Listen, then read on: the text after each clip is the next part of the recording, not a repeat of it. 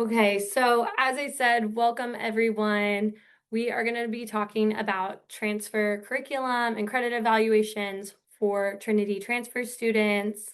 And to get things started for today, we're going to start with some introductions. Hi, everybody. Welcome. We are so excited to welcome you to Duke, and some of you we've already met or talked to over email, and we look forward to just getting to know you more and more with each of these sessions. I am Claire Seibert. I am the Dean of Transfer for Trinity College. What that means is I work with all of the transfer students as they're coming in and throughout their time at Duke. And this is a new office that we launched in December-ish, when we were able to bring Kara on board.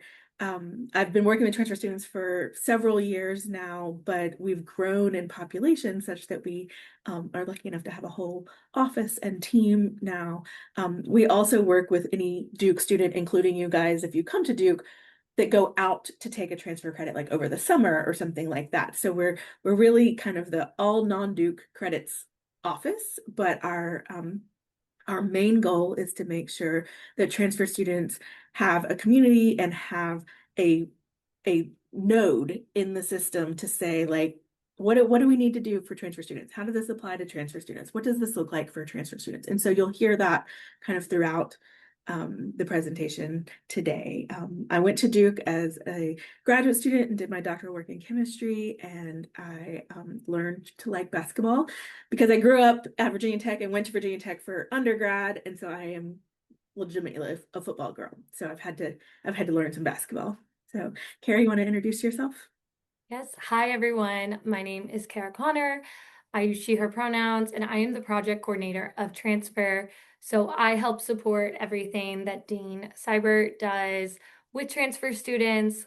You've probably heard from me if you've emailed the transfer student email, as I'm the one who helps monitor and answer any questions through that. So as we're going through the presentation today, we're going to have a question session towards the end. So we do ask that you hold your questions to the end, but anything that isn't answered in this space that we can help support. So if you have issues accessing anything or you have additional questions, you can always email us at transferstudents@duke.edu and we'll get you a response as soon as we can. And we're excited to help support you in this transition. And a little bit about me is I got my master's in higher education at the University of Connecticut. So I love basketball and have been a basketball fan from grad school. And then I am originally from Kansas City, Missouri, and went to undergraduate at Missouri State University. So I've lived all over, and now I work at Duke and help support transfer students. And we're so excited to kind of talk more about the curriculum and requirements today and help answer some of your questions about the process as a transfer student. So I will add that we have another version or another instance of this particular presentation later in the semester. Excuse me, not semester, later in the month. And then we will do this all over again for students that do decide to join us at Duke, so that you know where you are kind of once everybody's committed, then how does the next step proceed? So don't feel like you have to capture all of this. You're welcome to take pictures of it if you want to, and obviously it's recorded. But thinking about a curriculum, thinking about what is your time at Duke going to look like? What are you going to major in? How are you going to spend your time? Um, and the opportunities that you have at Duke, that's a lot of work. And so it's not all going to make sense in one day.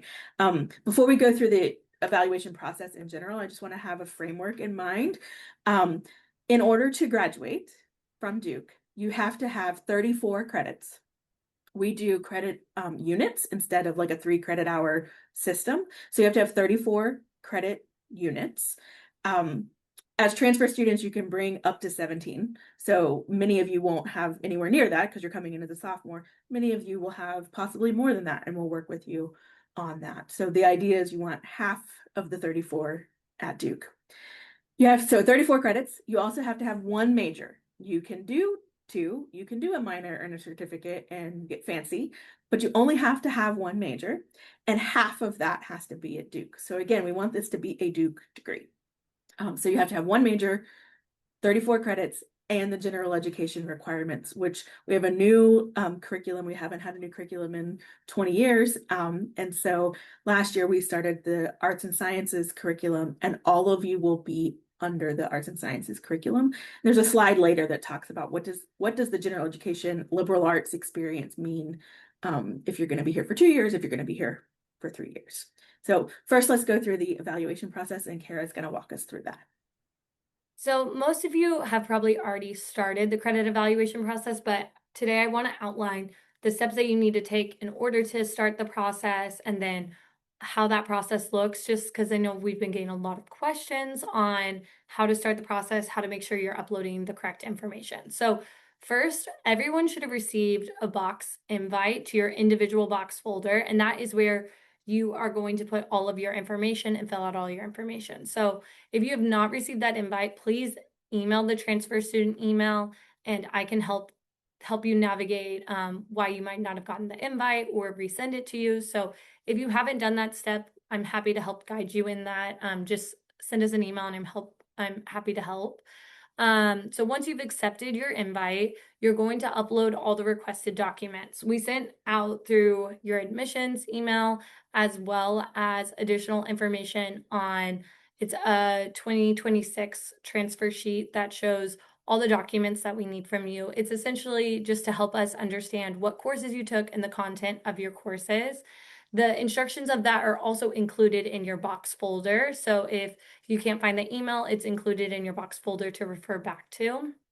So you need to upload all the requested documents. There's also specific directions on how to label those documents in order for us to help aid us in the evaluation process and make sure that we're understanding what coursework ties to what syllabi.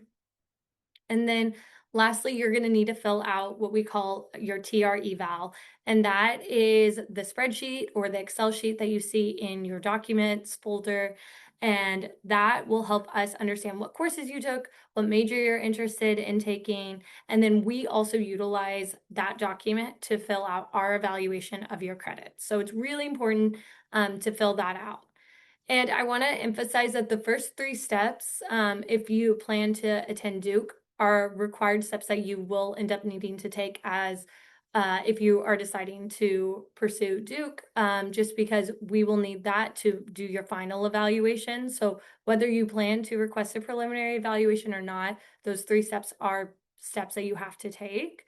For the fourth step is you need to fill out a preliminary evaluation request if you would like a preliminary evaluation. Again, those are not required.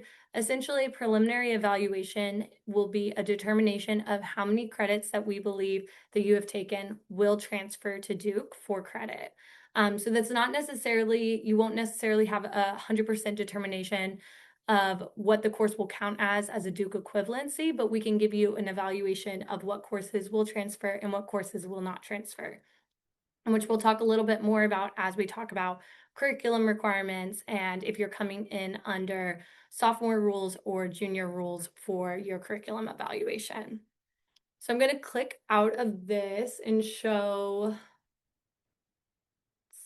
Here, while you're getting to that example, the reason for the preliminary evaluation is we want you to have as much information as possible before you make your decision, right? We want you to know if you're going to come in as a sophomore, as a junior, how many credits, where are you on that trek towards the 34? We don't send things out to the faculty to think about placement or does this particular class count as an elective in a particular major until we have the students that are actually coming to Duke. So that's why there's this two-step process. So you know what is kind of big picture remaining in your degree if you come to Duke, but also then it's tied to the advising process once you decide to come, and there's much more individualized attention in that space, because a lot of times the faculty are like, well, this econ class didn't exactly match our econ class, but it's good enough and we want you to do XYZ next. So that really ties more into the advising step rather than just the accounting piece. And so something that I want to showcase is if you haven't seen this screen, this is what it looks like to enter into your box folder. So it will say your first name, your last name, and it will say folder. These are the two documents that should be in everyone's box folder. As I said, this first document is going to be the instructions, and we have sent this out over email, but this is also just for you to refer back to of what, as I said, what documents we need to be uploaded, and then also the way that each of the documents should be labeled. We've provided examples of that. And then the information sheet that it's talking about, we'll walk through together and talk about what we need filled out on that information sheet. But if you haven't read through this document, it's a really important guide as a transfer student entering Trinity. So we really recommend just reading through it. It's a 2-pager and it's not too long to read through. And it's really helpful information as you prepare to transfer to Duke. The information sheet that we're asking you to fill out is what we call your TR eval. So you will click on your TR eval and you will see all of these blank boxes. So I've gotten a couple questions about how do you actually edit this document. And so I want to make sure that you all know how to edit it. So once you've clicked on it from your box folder, you will go over to this green button over here that says open. And I usually recommend the easiest way to edit the document is going to be Microsoft Excel for Web. And when you click on that, that will open you to this page, which will actually allow you to write in the document itself. So that's where you're going to write out your name, write out and fill out your sections. So what we need you all to do if you are requesting a preliminary eval is by the 15th to have all of A through F completely filled out with all the information you have available. So making sure you fill out each of the boxes and then also filling out information for the courses that you have taken. And if you have courses that you're currently in, because I know I've gotten a lot of questions about courses that you're in this semester that you might not have final grades for, that is okay to still put them here in the preliminary evaluation. We can still evaluate the courses with the syllabi and course information. We will just say that those credits are pending final grades. So if it comes back and you failed the course, of course, we can't give transfer credit for that, but we could determine if the course has satisfactory grades, we are able to take it for transfer credit. So we can't guarantee that it's going to be transferred until we get the final official transcript, but you can upload your unofficial transcript with all of your previous grades and we can still evaluate each of those courses. So I know that has caused some confusion. So you're totally okay to put courses even if you don't have final grades on your unofficial transcript that you're uploading into Box. That is just to help us know what courses you were enrolled in and match them up when we're doing your evaluation.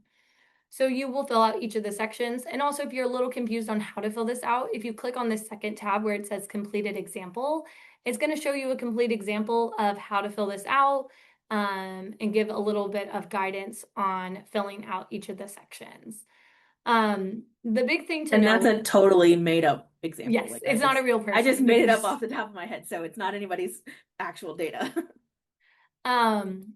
So an important thing to note for anyone who has requested a preliminary evaluation is that you will start to see, as of this week, we are going to be in there editing this other side of your document. And so I just want to let people know that. So we are not changing anything that you've put on the left side of the document. What we are ultimately doing is I will begin reviewing what has been put in there to make a determination for credits, what we think might transfer, what we don't think will transfer, and just putting in comments there. The biggest thing I want to stress and really important to note is just because you see something written on this side does not make it permanent or it is not 100% certain.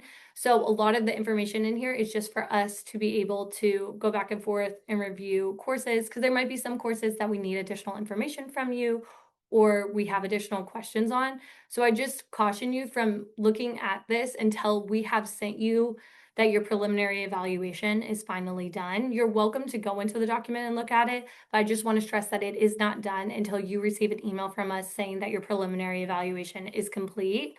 So anything on this side during the editing phase is just up for interpretation. It is not 100% certain that you will get that course or that that's the department we're ultimately sending the course to. It's just to help us kind of make a determination based off of our initial review. And again, that can change. So we will be doing that as part of the preliminary evaluation and putting in credits. But again, these numbers will look different. They will change because not only will I go in and review it, but Dean Cyber will also go in and review the course as well. So it goes through multiple reviews before we finalize it. So please wait until you've received the email from us, to ask questions about your preliminary evaluation, because I know a lot of you will see things in there and have questions about it. We just caution you to wait until we've completed your preliminary evaluation, and then we're happy to answer specific questions on courses as we guide you in the advising process. So This, that is the Kara, this preliminary is evaluation as a whole. Do you have any additional comments? Yes, I was just going to say this is also the document that if you decide to join us at Duke, which we really hope that you will, we will also be putting, you'll see more movement after June 1st when we start to say to the visual media studies advisor, what do you think about this class and would it apply to the major? What do you think about this class and is this something that would apply to a particular concentration? So this becomes a very um, living document as we move deeper and deeper into the process. The reason for that is even though you'll be in Duke Hub, which is our student records system, to get your email address and get your ID and eventually register for classes and that kind of thing. We don't post your incoming credits to your Duke record until we have the final official transcript. And so this is really our working space as we're doing all of this advising and trying to get you really matched up well over the summer.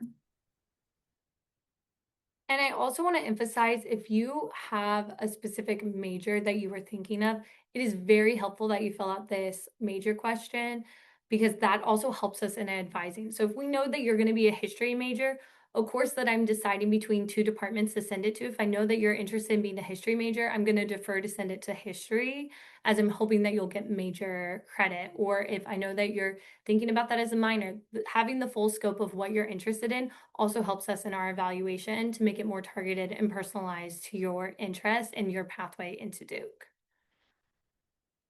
It's also okay if that's not solidified. So tell us what you're interested in, and we want to get you as much information so that you know what the possibilities are for different majors. So if you're like, I kind of like history, give us that information. You're not committing in this moment, in this mechanism, to being a history major. And also when we get to the major declaration process, you can change it later. So don't feel like you're committing. This is much more about what are you interested in so that we can best match up your prior work to our curriculum.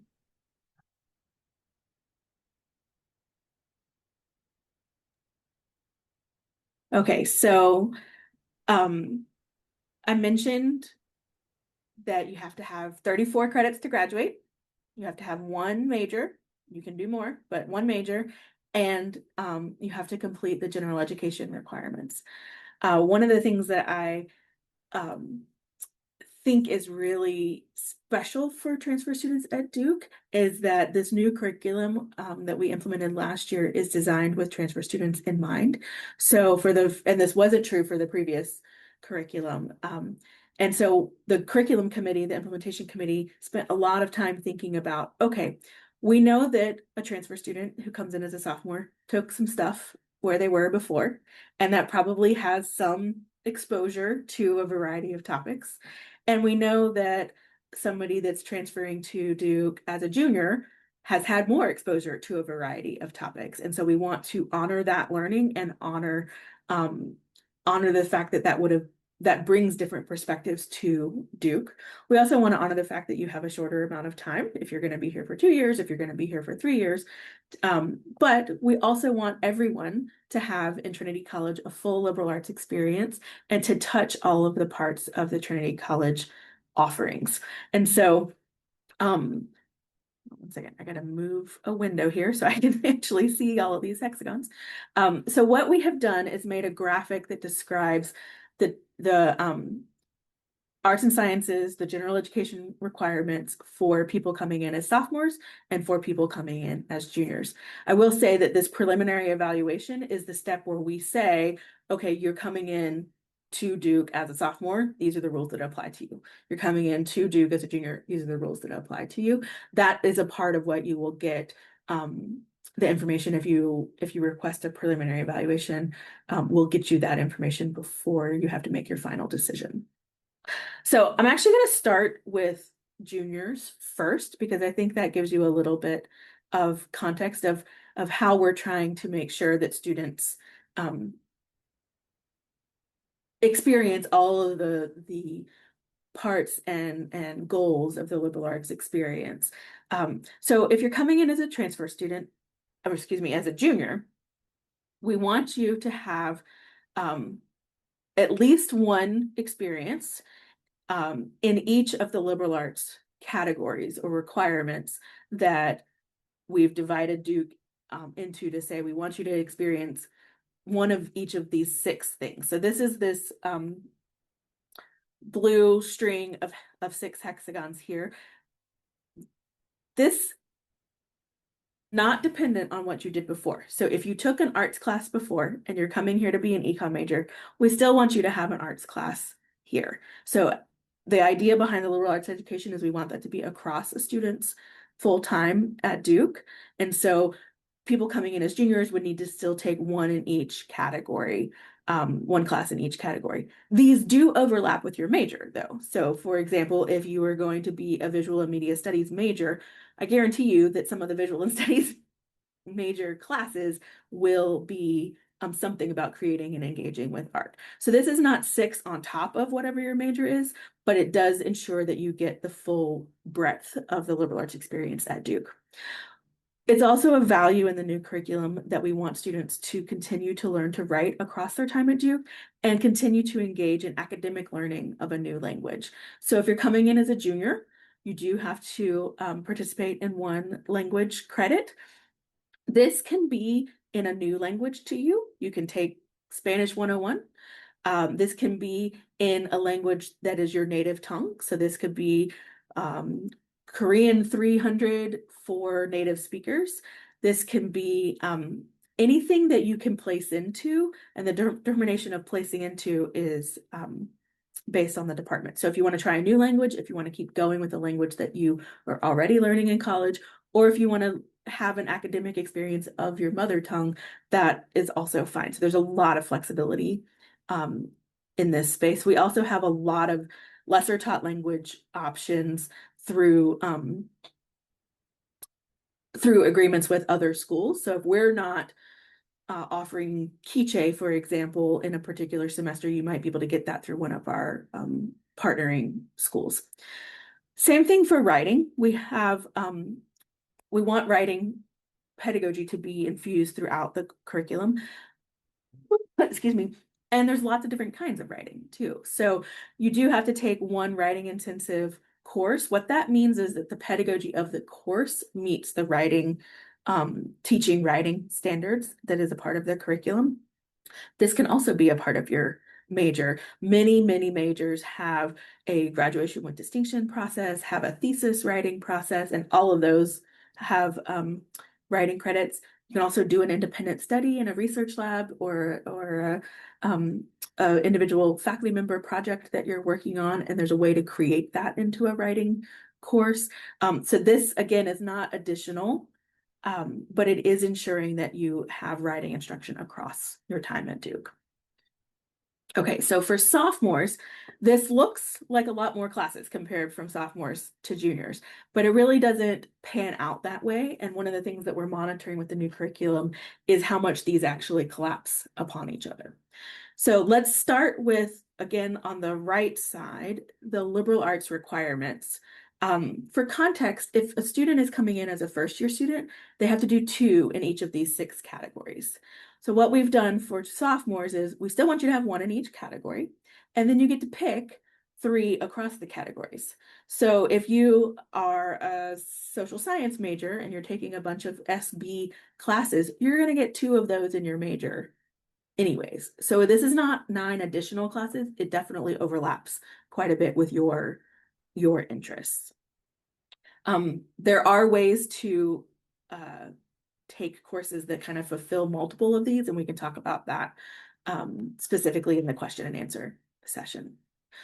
For languages, again, language is a really deep value in the curriculum. And so we want students to have um, a full language experience if they have time to do it. And so we recognize that the juniors might not have time, and that's why they take one. And because at that point they have more to do in their major. But for sophomores, there is time both to do things in the summer, to study abroad, to experience a full language training spread out over the remaining time that you have at Duke. So the way that you complete the language requirement if you're coming in as a sophomore is you can either do 2 classes at the 300 level. That's this double hexagon here. It can be Spanish 306 and Spanish 307, or it could be Korean 306 and Spanish 307. So it's just 2 at the 300 level, but if you're multilingual already, you might want to split that up across different languages. You can do 3 in a row. So many students will start with Spanish 101, Spanish 201, Spanish 101, Spanish 102, and then 203. This is just the in sequence version. And then there's a third way, which is maybe you are already a native Quiche speaker, and so you want to take 300 Quiche, but you also want to learn Portuguese, and so you take Portuguese 101 and 102. So you can split it up into different languages as well. The key piece here, and this is really the only time we're looking at your prior work to think about how does it apply to the general education as at a specific course level, is if you have already started a language, we can use one of your prior courses and apply that as a transfer credit to this language. The other plug I want to say is that it is possible for all of you to still study abroad, and many students will do their full language experience in country somewhere. Okay, and again, the writing is meant to be infused across the curriculum. So for a student that is coming in as a first year student, they take writing 120 as a part of their first year experience. You guys don't have to do the first year experience. Your prior school is your first year experience. But if you have not had a formal writing class in your prior work, and you're coming in as a sophomore, you will take writing 120 here, and we'll have that information very early in the process for you. And then students take 2 more writing courses across their time at Duke. So it doesn't have to be in your first semester, doesn't have to be in your last semester. It's just 2 more. And again, these can be inside your major or outside your major. It's more about the writing pedagogy than it is like you don't have to take a creative writing class or a poetry class. If you already have credit for a writing course that you took in your first year somewhere else, that will transfer over. If maybe you took a creative writing and poetry class but didn't take kind of an intro writing, because a lot of places you can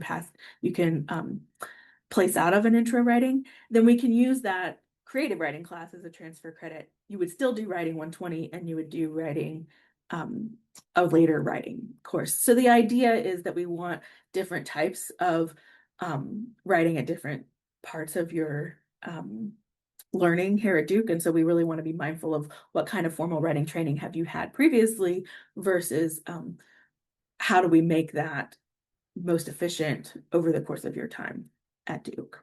I know there'll be tons of questions about this in the question and answer session, and we welcome those. Major takeaways for today, you'll get used to this slide. Major takeaways is there's a different expectation for sophomores and juniors because we recognize that you've had more variety of experiences depending on how long you've been in college prior to coming to Duke.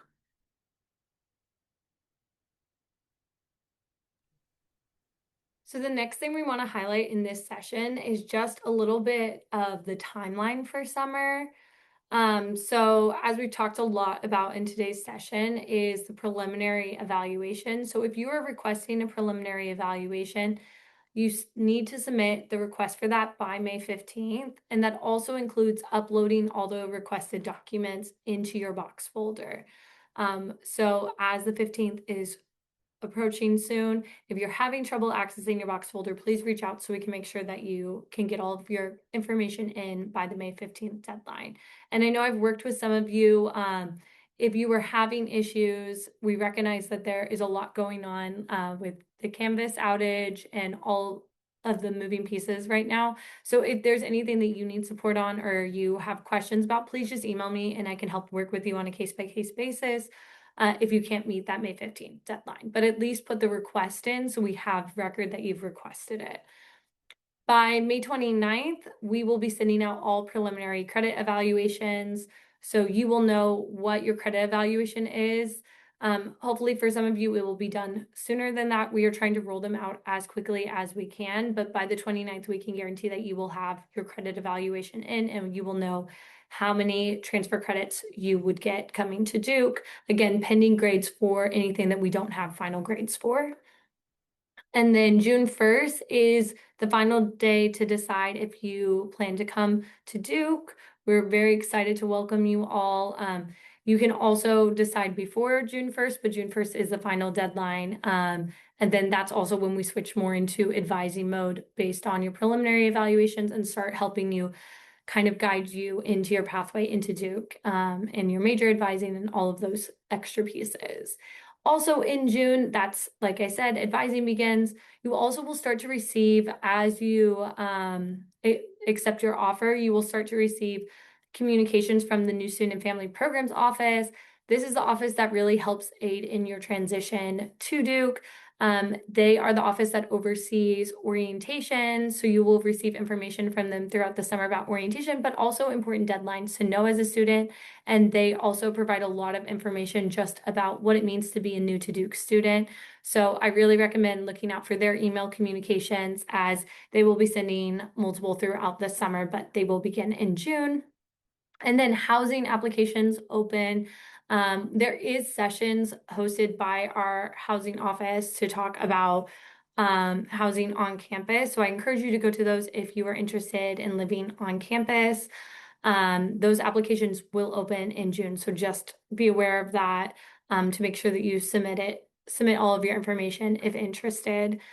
And then in July, we'll continue with advising meetings.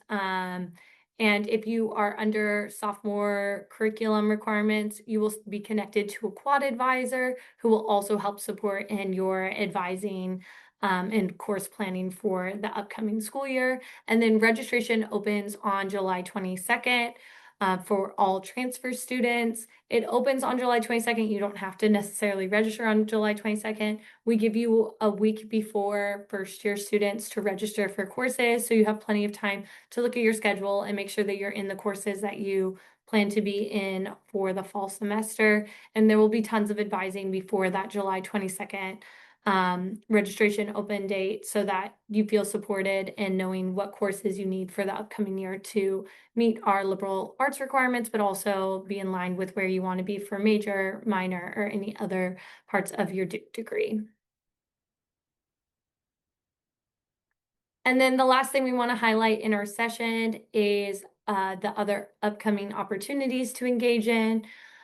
So later today, if you are free at 2 p.m., Trinity Academics with deans and faculty. This is a great way to connect to faculty, learn more about academics within Trinity. They will talk more broadly about the academic experience, and it's a great way to connect with different faculty across the Trinity College. So we really encourage you to attend that today at 2. That will also be recorded. All of our virtual sessions will be recorded and shared later. So if you cannot attend, we have a Trinity transfer student panel on May 14th from 12 to 1 that will include some of our current transfer students, and they can share about their academic experience and kind of their transition. And share that out with you. So if you have any questions from a student perspective, they're happy to help answer those. Like I said, Housing and Dining has a session that will be on May 19th from 3 to 4 p.m. Financial Aid will have a session on May 21st from 3 to 4 p.m. And then we'll have a second Transfer Trinity student panel on May 27th from 12 to 1 p.m. So those are all the upcoming virtual events. So there's tons of different ways to engage and These will all have question and answer spaces. So if you have any additional questions, please utilize these spaces and ask your questions so we can help you in making your decision if you want to transfer to Duke. And with that, I thank everyone who's watching virtually, but I'm going to end our recording and then we're going to move into the question space for any questions.